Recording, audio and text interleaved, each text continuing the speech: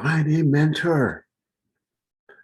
Find someone who has tread that path. Find someone who has gone before. It makes life much, much easier. It seemed that as I've gone through my business journey, I'm there at the tip of the spear or at the tip of the iceberg, whatever you want to call it. And it's just me. And so I have to do all of the research. I have to do all of the investigation. How to go about doing this. Who starts a company by putting an ad in Craigslist? There must be a better way of doing that. But I had no one to say, okay, this is what you want to do. This is how to go about doing it.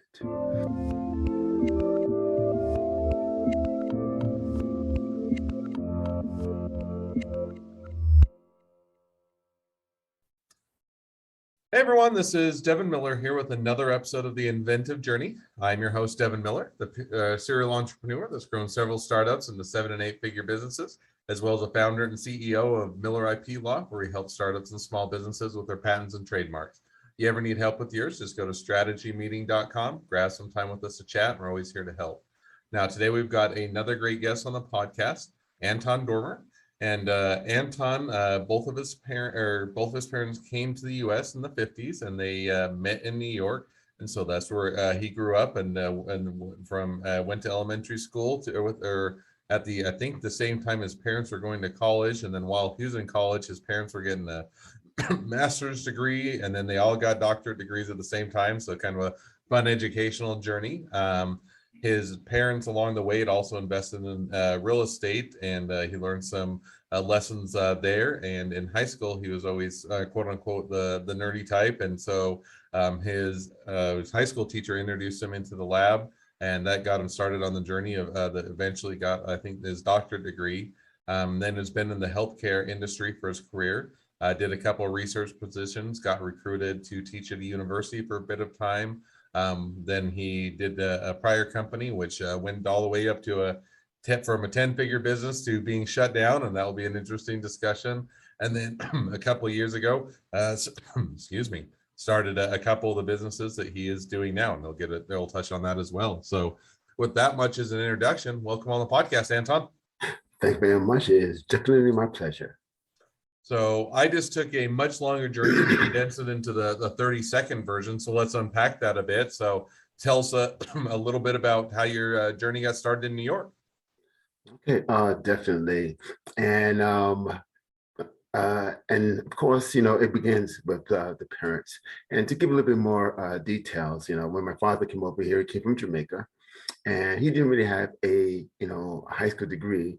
And so when he immigrated here to the United States, the only jobs he could find is basically working in the factory. And then my mother, who is French, from French West Indies, in Guadeloupe, she also came to this country without a high school degree, and she couldn't speak the language. And the first jobs that she had was actually working as a maid, for the individuals who are living in Manhattan at that particular point in time. It just happened, the sun, moon, and stars were aligned that they met. And they actually met at a church gathering. And so from there, I guess they formulated a particular plan. They didn't really have much at that particular point in time.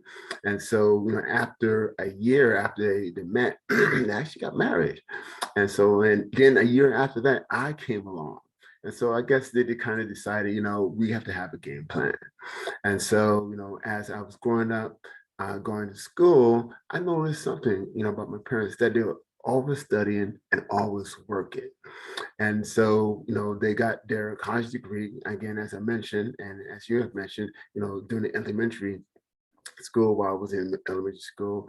And then, of course, in high school, they got their masters, and they were luckily recruited. And so they went from New York City, where I was born, to live in Huntsville, Alabama, to work for HBCU called Oakwood University. And they spent several decades actually teaching as nursing professors. And then, of course, when I was in medical school, they were finishing up their doctorate. But, the reason why I mentioned this at the beginning point is because they were my inspiration. They are my heroes. Now it's imagine coming to this country with literally just a suitcase and clothes that you have in your back, and yet making that decade of journey and now being in a place of success. So as I always looked at my household, as I was growing up, I was always admiring, both my parents, both my father and my mother, that, they were, always working. They had a very keen civic engagement, with the community. Now we used to do, outreach, food drives, and those particular things. So I was also grounded to recognize that even though you may be privileged or have a particular environment, it's always good to share with those who do not have that same environment as yours, hopefully to motivate them. And so my journey in terms of getting into healthcare, somehow I always knew that I was going to be a doctor. Um, you know, in kindergarten and the first grade, a lot of times, they ask the kids, what do you want? Well, I want to be a policeman, I want to be a fireman, those type of things. But my answer, as far back as I could remember, was being a doctor, being a doctor, being a doctor. But I didn't know what type of doctor that I wanted to be. And I guess that transition into the type of doctor I wanted to be occurred mostly when in high school, but it was not a very easy journey. Now, I one went. one Yes. question on it. So, far back as you can remember, wanted to be a doctor, had parents that were great examples, and I think it's cool that you guys were able to, kind of at the in tandem or at the same time do some of your education together, which is always kind of a unique and different experience. But now you Yes. say, okay, always want to be a doctor. Went in, got the degree in college, and you're coming out. And I believe you, or as you're graduating, you're coming into you started in the healthcare field, doing some research positions. Is that right? Right. So, I did get my medical degree, and then I did a master's in biotechnology, and then moved into health administration after that, as I, began to kind of wonder how to get back to where I wanted to be, which was really research. And that was my drive. And there's a story behind that, why I got into research. Um, as I mentioned to you, I was the typical virgin nerd, and just didn't really have that social acuity. That I believe I have a little bit of that now. And so I went to high school and started off in ninth grade, but I didn't really do that well. And so my parents thought, maybe I should go to boarding school. And so in my 10th grade, I actually went to boarding school, and I started off okay, but then I got attached, or started working with a particular friend. And I literally, in my last semester of 10th grade, I didn't go to school. I really did not go to school.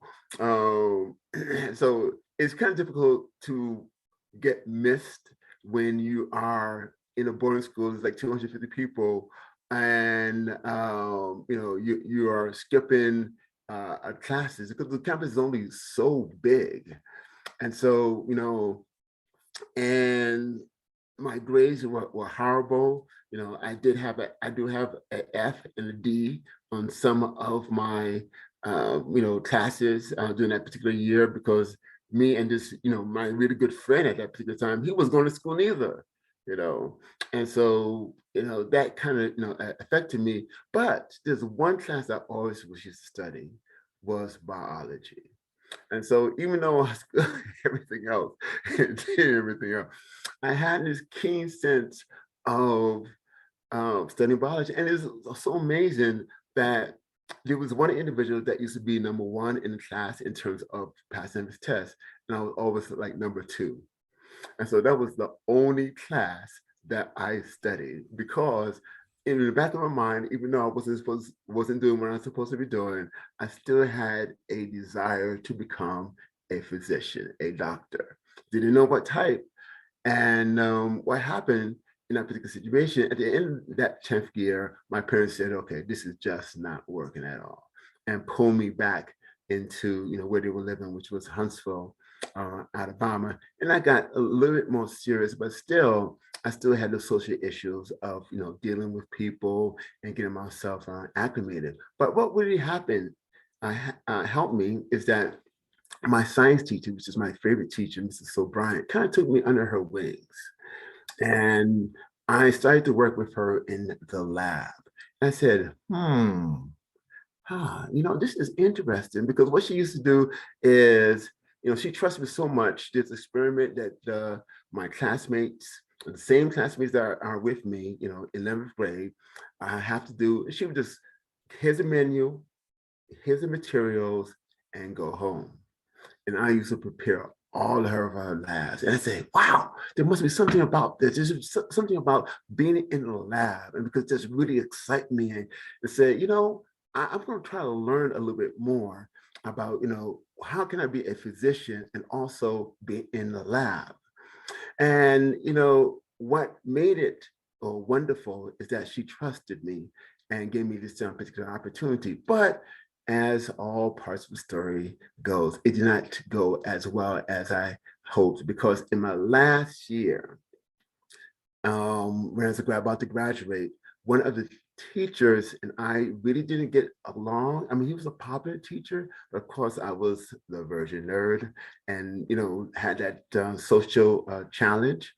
And so as I was taking his class, he never told me that I was not doing well. And so when I graduated, I found out that I had a D in chemistry in my last semester. And that was heartbreaking to me because that was part of my science portfolio. So I may not do good in any other class, but that was a class that I knew that I needed in order to get into college in a decent college. Now, And just so, just for a matter of time with the podcast, because we will want to get into a bit of your career and continue on with the yes. journey. Okay. So now, as you maybe fast forwarding just a bit to eventually went off to college, were able to get a degree, got the degrees at the same team at their time as your parents, and now as you're coming out of college, where did your journey start? Okay. All right. So my journey began at medical school, but let me just make this one quick point Sure. as in relation to high school. That got me very angry. And I made a goal that I was going to graduate from college in 4 years, the top of my class, and I had no C's in my transcript. In essence, passed everyone. I graduated with less than 3 point average from high school. And to make a long story short, I actually graduated, not number one, but in the top 1% of my class from Oakland University, summa cum laude, with no C's in my transcript in 4 years. And my degree was in chemistry, the same class that particular teacher gave me a D in. And so, the main point is that, sometimes when you have a setback, sometimes when something happens, you want to take that and make it successful, because success in essence is the best revenge. So now, as I was applying to medical school, basically I had a choice of any medical school that I desired to go to. And I went to the University of Alabama School of Medicine. And again, my passion was research. And during that particular year, in my last year, when I was studying for my finals, when I should have been studying for my finals, I was actually writing a research protocol to actually want to cure diabetes. A 20-year-old want to cure diabetes in the summer. And so instead of studying for my medical classes, at the end of my first year, I was running around trying to find someone who will accept this proposal that I wrote that I was so excited about. and to get me into the lab.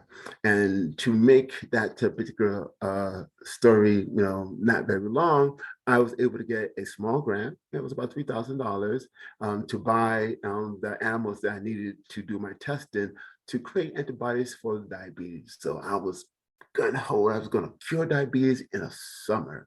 And I worked really hard. I spent 18-hour days. I didn't date. I was just focused on this. I was in the library. I was reading, how to go about doing this particular protocol. But guess what? I kind of like worked really too hard.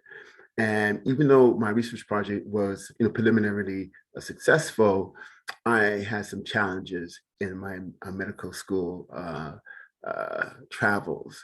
Right? And so, in essence, when I started my first and second year, or my first, by the time I did my third week in medical school, I kind of recognized that I needed to stop. I was way too tired, and I wanted to bring this up, particular point because it ties into where I want to be at this particular point in time, where I am at this particular point in time, being very successful. Because a lot of times you have a particular passion, and that particular passion is in a particular direction. And sometimes you do whatever it takes to go in that direction. So yes, I wanted to be a physician, but I also wanted to be a scientist. And I kind of put the cart in front of the horse.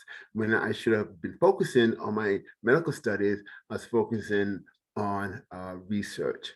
And then I started to get into some conflict with my parents, especially my mother, who wanted me to be a physician. And I was telling her, I want to take a leave. This at this particular time is called a gap year. So everyone, oh, it's not going well, let's take a gap year. 30 years ago, there was no such thing as gap year. There was something wrong if you did not make it. So in my first year. And just to keep the fast forwarding just a bit, just because we're still on the educational part and we haven't even entered into your career part, and that's always a fun part of the journey. Yes. So just to jump forward a bit, if we can, just to keep the journey moving forward. Okay. When you get your degree and you come out and you decide to get or enter the career field or the working field, where did that start or how did that start in your journey? All right. So when I returned and I got my MD eventually, I decided to do a master's, because I wasn't really keen to actually practice.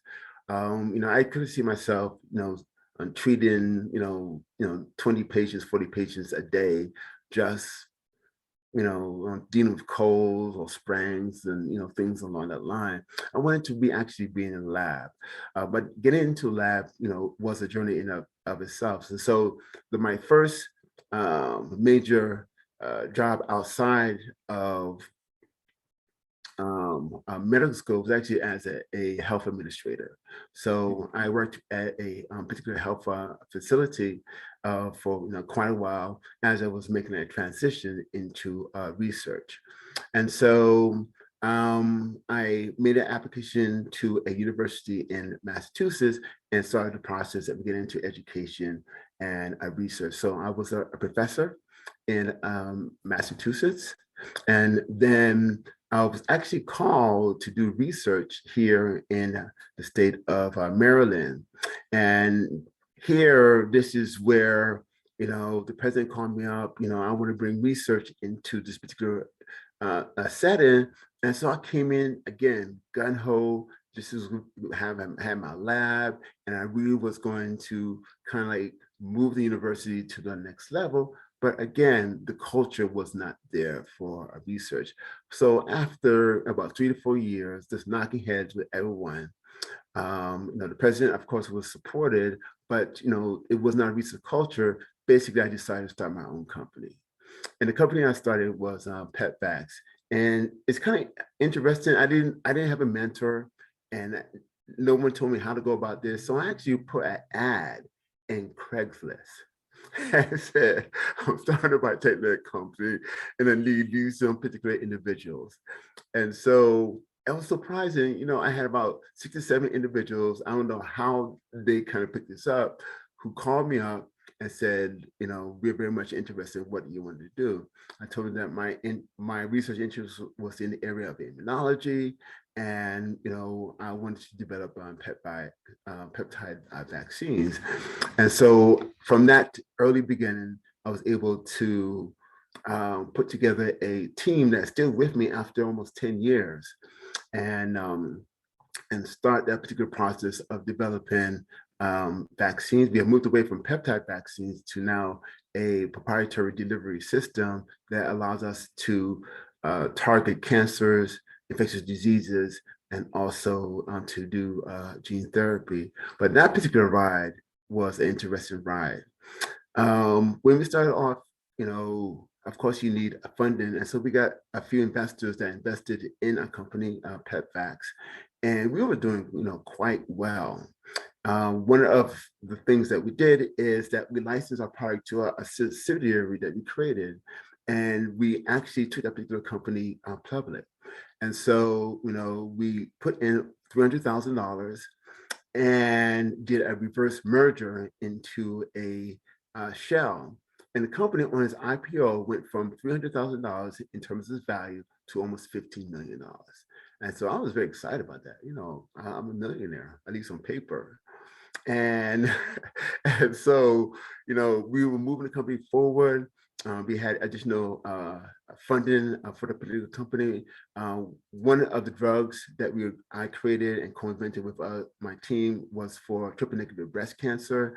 And, one of my team members, their mother died with triple negative breast cancer, which is one of the most aggressive of the breast cancer. And so we was moving this particular product, along the preclinical research trial. And so we had a separate company, and we had it for about 2 years. And during that particular time, the valuation of the company will be between 25 million to about 50 million. And so, we was doing, pretty good. We were getting investors, and we was about to do what's called S1, and which we was going to apply for like a $2 million raise. And this was allowing us to do what's called GLP or GMP studies. And we were about maybe a year and a half out of moving our product into human clinical trials. We have met with the FDA. They like what we're doing. It was very excited about that. And so, the stock keep going up and up. And at its peak, it had a value of close to $200 million. And so, we was thinking that it was because of our, putting out a press release, everyone was getting traction, was loving us. But then one day, it was a Friday, I remember this, my CEO called me and said, "We're not trading anymore." I was like, "What do you mean we're not trading anymore? What's going on? I mean, how is that possible that we're not trading anymore?" And we were on the OTC. And so we found out that externally that someone was manipulating our stock. And the SEC sort of contacted us. OTC called us, and we said that, we're legitimate business. This is what we do along that line. The SEC never called us. And once you stop trading, even if you get back on, all the investors are basically gone. You can't raise capital. So the S1 that we was about to file with the SEC was now mute. And so that was one of the most devastating moments of my life. I lost close to $30 million of my net worth. I went from 30 million to zero.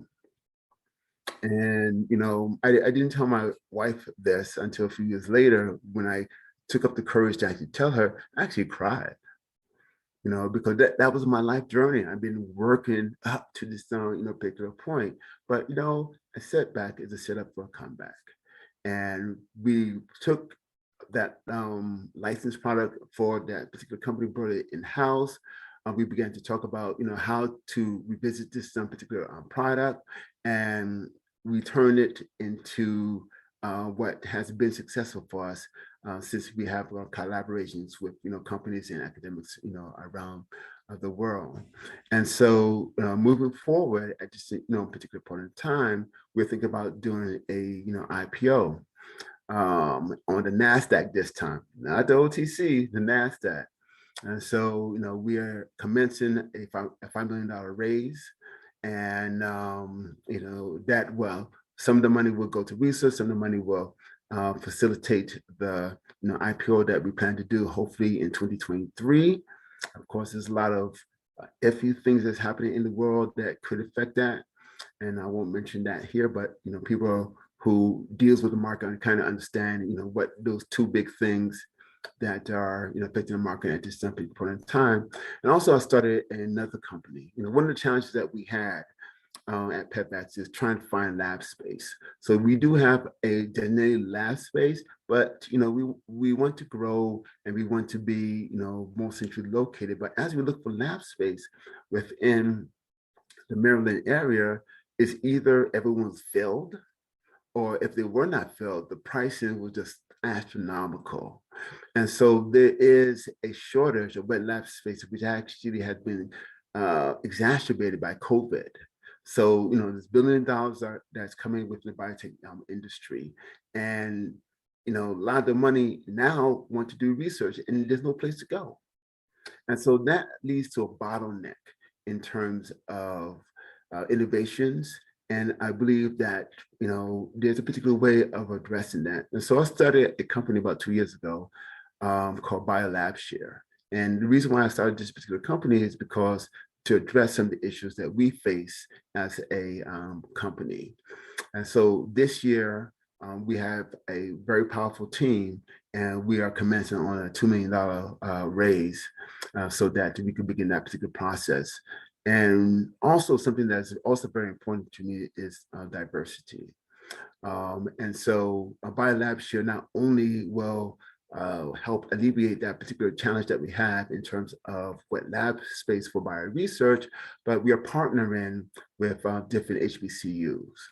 And so we are, the first lab that we hope to build will be on the campus of Alabama A&M, hopefully in 2023. We also have tentative agreements or interest from Oakland University, my alma mater, and also BSU, Bowie State University here in Bowie, at Bowie, Maryland, to begin the process of building labs. And the way that we are working with the particular process is that as we build the labs and have different companies and entrepreneurs in that particular area, we also will have a residential component to it. And so individuals can actually walk over to the lab. And by having those particular type of settings, we are going, in essence, call them biogenus labs, because we want to tap into the faculty that have not had the opportunity, the students that have not had the opportunity to be introduced to biotechnology entrepreneurship, life science entrepreneurship, and digital health entrepreneurship. And so this is where we are, where I am, and I'm looking for some really exciting outcomes, in terms of our IPO and also in terms of our fundraise for BioLabShare. Oh, I think that's definitely an exciting place to be. Sounds like, you had to you had to pivot and do a few other things with the business once you had the issues with it getting pulled from the stock, or, the stock exchange. But I like how, rather than kind of just lay down, turn over and not do anything further, or kind of give up the entrepreneur spirit, he continued to innovate and do other things, as well as to continue forward on that. So that's definitely a great journey. Well, with that, as we've kind of reached the present day of your journey, it's always a great time to chat a little, or ask the two questions I always ask at the end of each podcast. So I'll jump to those now. The first question I always ask is, along your journey, what was the worst business decision you ever made? What'd you learn from it? Wow. The worst business decision that we made and that I've made is, as our stock was going up, we didn't have milestones in terms of cashing out. And so even though eventually, the company, again, as I mentioned, had a valuation that fluctuated between 25 million up to 75 million if it was not manipulated. We did not put in milestones that, after 6 months, if we reach this particular milestones, we are able to take out some of um, the equity and then use it for our research. So I think that was the biggest mistake, the biggest missed opportunities, because if we would have put several $1,000,000 aside, we probably could have weathered that particular situation and repositioned the company, build interest with the investors, saying that we're legitimate, it's unfortunate that happened. Here's the evidence that we had nothing to do with it. But we had all of our wealth, all of our equity in the stock. So to me, that was the biggest and most devastating business mistake that I have made in my career. Fair enough. And it's one of those that, yeah, looking back, it would have been nice to or beneficial to pull that out, have kind of that rainy day fund and be able to weather it. On the other hand, you certainly don't anticipate that, outside forces or things are manipulating the stock such that it's going to create that. And it's a difficult one to anticipate as a company. And so definitely makes sense how the mistake was made, but also the lesson learned from it. Definitely. Second question I always ask is, now if you're talking to somebody that's just getting into a startup or a small business, what'd be the one piece of advice you'd give them? Find a mentor. Find someone who have tread that path. Find someone who has gone before. It makes life much, much easier. It seemed that as I've gone through my business journey, I'm there at the tip of the spear or at the tip of the iceberg, whatever you want to call it. And it's just me. And so I have to do all of the research. I have to do all of the investigation, how to go about doing this. Who starts a company by putting an ad in Craigslist? There must be a better way of doing that. But I had no one to say, okay, this is what you want to do. This is how we go about doing it.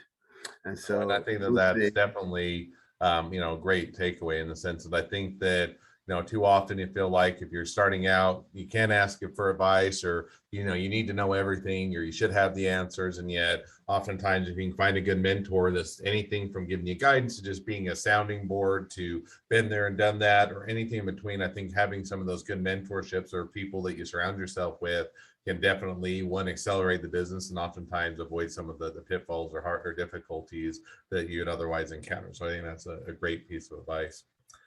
Well, as we wrap up the episode, if people want to reach out to you, they want to be a customer, they want to be a client, they want to be an employee, they want to be an investor, they want to be your next best friend, any or all of the above, what's the best way to reach out to you, contact you, or find out more?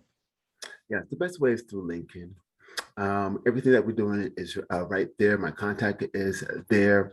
And so, I look at LinkedIn basically, every day.